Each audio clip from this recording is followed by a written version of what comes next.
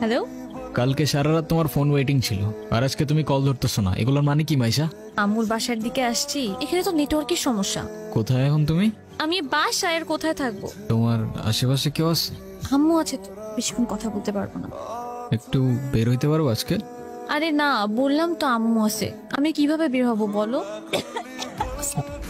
নীরব, আমি জানি তুমি আমাকে অনেক খারাপ ভাবতেছো। তোমার কি মনে হচ্ছে? কি ভাবা উচিত তোমাকে? তোমার পাশে তো তোমার আম্মু না।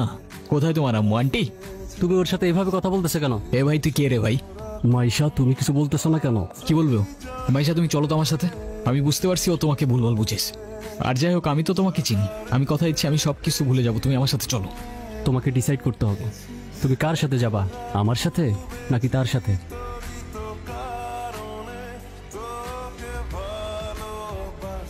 নীরব, নীরব, তুইগুলা কি করতেছস? পাগল হয়ে গেছস? আমি তোর হাতে জীবনে সিগারেট পর্যন্ত দেখিনি, আর আজকে তুই কি হয়ে গেছিস ভাই? বাবার কষ্টের টাকাগুলো সব আমি নষ্ট করে ফেলছি ভাই। আমি কি করবো? আমি আর পারতেছি না ভাই। নাম কি ওর? মিনু। ওকে রাস্তায় ফেলে চলে গেছেন না? আপনার কি কোনো কমন সেন্স নাই নাকি? এত ছোট্ট একটা বাচ্চা, ওরা কথা বলতে পারে না, তবে নিজের চোখ দিয়ে ওরা নিজের অভিমান প্রকাশ করে। কখনো বোঝার চেষ্টা করেছেন সেটা? আরে অথই, তুই এনে আরে ভেবে বললেন না, এই ছোট্ট একটা বাচ্চারে রাস্তায় ফেলে চলে গেছে। কেমন লাগে বলেন? মেজাজটা খারাপ হয় না? তার উপর আবার কোনো কথার উত্তরই দেয় না। আসলে ওর মানসিক অবস্থা তেমন একটা ভালো নাই। ও কি করতেছে না করতেছে ও নিজেই কইতে পারতেছে। যেটা যত্ন নিতে জানে না সেটা নিজের কাছে রাখতে যাবে কেন? আপনার ভাইকে বলেন ঠিক মতো ওর যত্ন নিতে। আমি কিন্তু ওকে দেখতে আসবো, মনে থাকে যেন। তুই কি লিখে ভেঙে বলতেছস? কই যাস? মিনুরে খাবার দিতে ভুলে গেছিলাম ভাই। আমার এই কবুতরের নাম রাখছি লক্ষ্মী। হাই মিনি, এটা ওর জন্য। আচ্ছা অথই, এইটা হইতাছে আমার সম্পর্কে স্বাস্থ্য ভাই। আর নীরব, এটা অথই আমগো বাসার বিল্ডিং এর 5 তলায় থাকে। আসসালামু আলাইকুম। বিড়াল ভয় পান না? বিড়াল ভয় পাবো কেন? যারা বিড়াল ভয় পায় তারা আবার মানুষ নাকি? মিনুকে দেখে মনে হচ্ছে ও আপনাকে অনেক দিন ধরে চেনে। ওর মতোই আমার একটা বাবু ছিল, ও হারাই যাওয়ার পর আমি এত কাঁদছিলাম। আর খুঁজে পান নাই? আমি ওকে একদিনের জন্য আমার বাসায় নিয়ে যাই। আপনাকে দেখে মনে হচ্ছে ওদের অনেক ভালোবাসেন। ওরাই তো আমার ফ্যামিলি।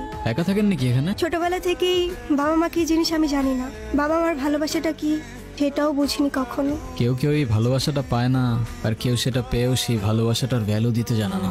কফি নিয়ে আর কতক্ষণ বসে থাকবা? কিছু অর্ডার করবো না?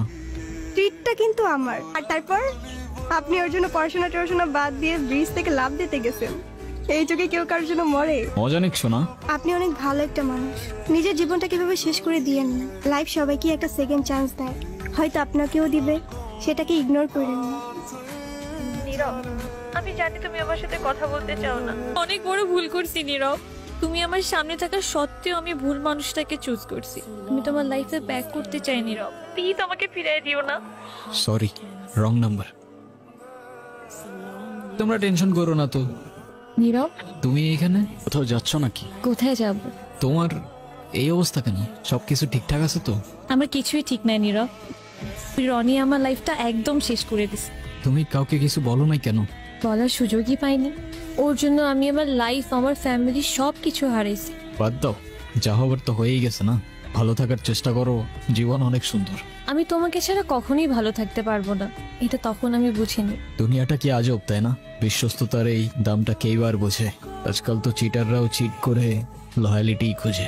এই নাও চকলেট। এই তোমার এই চকলেট কিনতে এতক্ষণ লাগে? আর মামা কই? আরে খুঁজেই তো পাচ্ছিলাম না।